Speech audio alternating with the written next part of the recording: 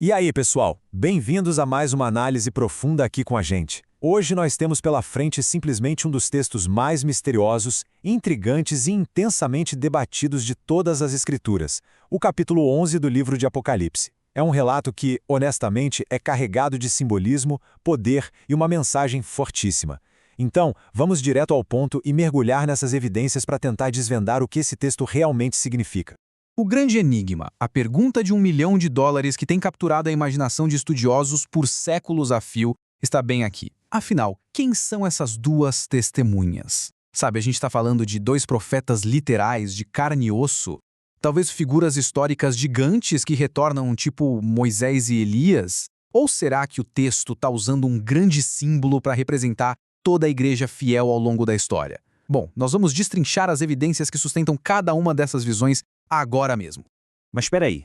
Antes de a gente sair por aí abraçando teorias sobre quem elas são, a gente precisa montar a cena do crime, entender o ambiente.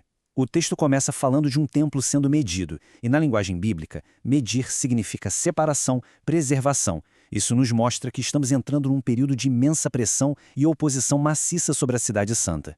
E é exatamente aí que o negócio fica fascinante. No ápice desse cenário turbulento, enquanto o mundo parece estar pisando naquilo que é santo, Deus entra em cena e diz que vai levantar um testemunho. O ponto central para levar para a vida aqui é que Deus simplesmente nunca, em hipótese alguma, fica sem uma voz na terra. E tem um detalhe incrível. O fato de serem exatamente duas testemunhas não é um número jogado ao acaso, de jeito nenhum. Na Bíblia, o número 2 é a marca registrada da confirmação. Lembra daquela lei antiquíssima lá em Deuteronômio 19?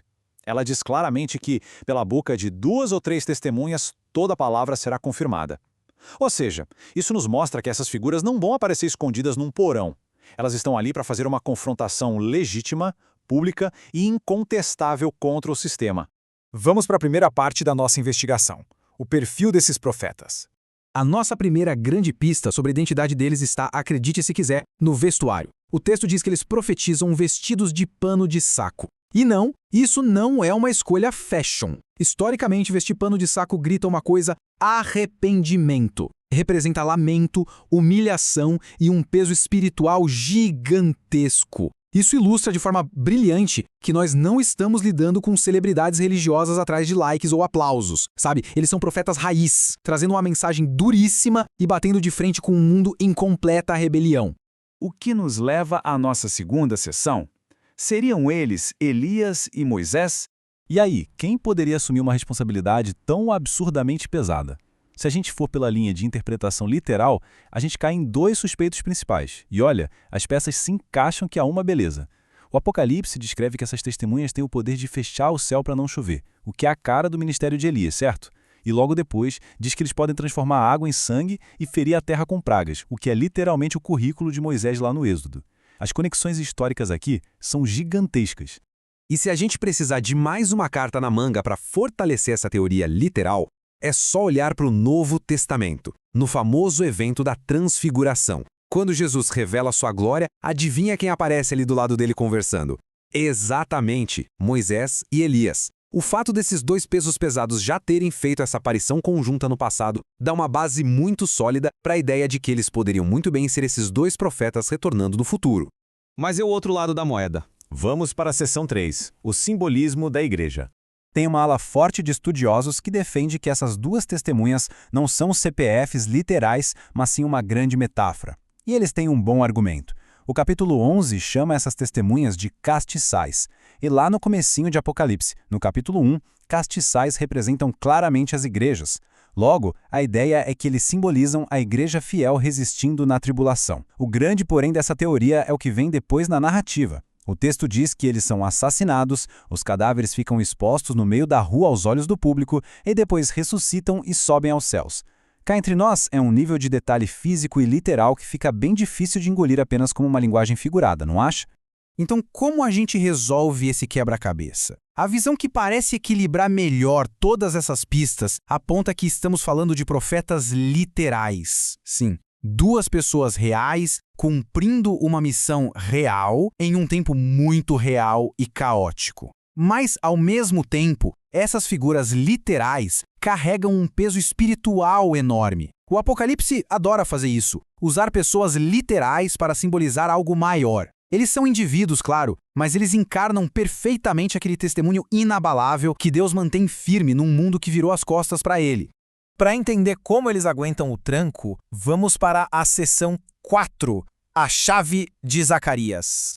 O segredo da força absurda dessas testemunhas está num link direto que o Apocalipse faz com um livro lá do Antigo Testamento. Eles são chamados de 2 oliveiras e 2 castiçais. Isso é uma referência exata a Zacarias capítulo 4. Lá, as oliveiras funcionam como um suprimento infinito de azeite direto para os castiçais. O que isso quer dizer na prática? Que eles não estão operando na base do carisma humano, de marketing ou de inteligência própria. Eles são abastecidos de forma contínua e sobrenatural pelo próprio Espírito Santo. É combustível direto da fonte.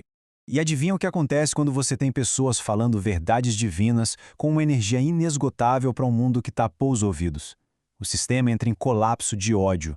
As fontes deixam claro que essas testemunhas batem de frente com o pecado, a idolatria e aquela falsa sensação de paz.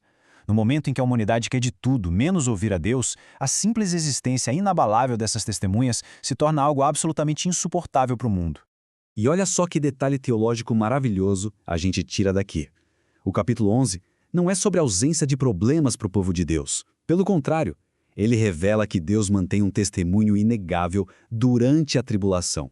Mesmo com o mundo desmoronando e tentando silenciar a verdade, Deus não desampara a terra.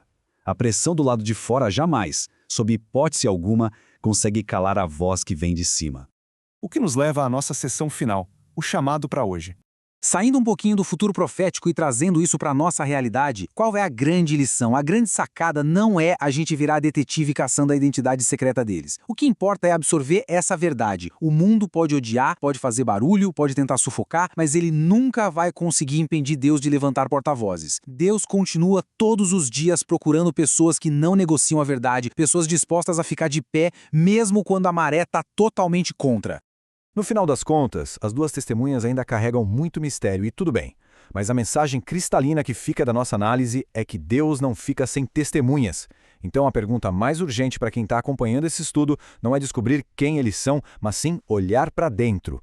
A pergunta que realmente importa é: cada um de nós está preparado para permanecer fiel, custe o que custar, exatamente como elas permanecerão? Fica aí a reflexão. Muito obrigado por nos acompanhar em mais essa análise e a gente se encontra na próxima.